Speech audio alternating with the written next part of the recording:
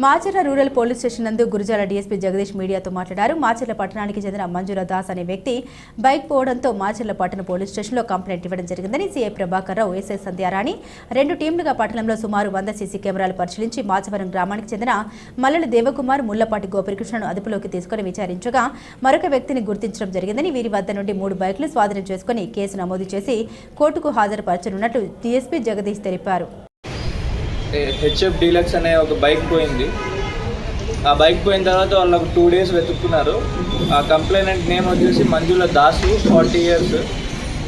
వాళ్ళు ఎతికిన ఒక 2 daysకి అందుకే దొరకకపోయేసరికి మన దగ్గరికి వచ్చారు, కంప్లైంట్ ఇచ్చారు. మనం కంప్లైంట్ ఇచ్చిన వెంటనే కేసు రిజిస్టర్ చేశాము. క్రైమ్ నెంబర్ 104/2025 కింద రిజిస్టర్ చేస్తున్నాము.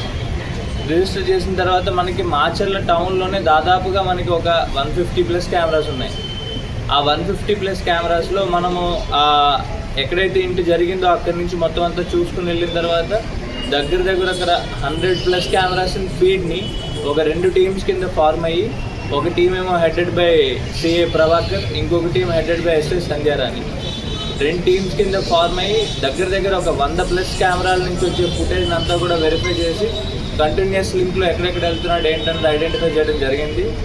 అందులో మనం 2 ఐడెంటిఫై చేస్తున్నాము.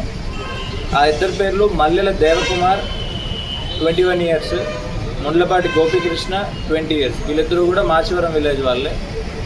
వీళ్ళిద్దరూ తీసుకుని వచ్చి వాళ్ళని మనము ఇంటరాగేట్ చేసిన తర్వాత తెలిసింది ఏంటంటే ఇంకొక అఫెండర్ వాళ్ళతో పాటు ఉన్నాడు. వాళ్ళ పేరు కూడా చెప్పుకున్నారు.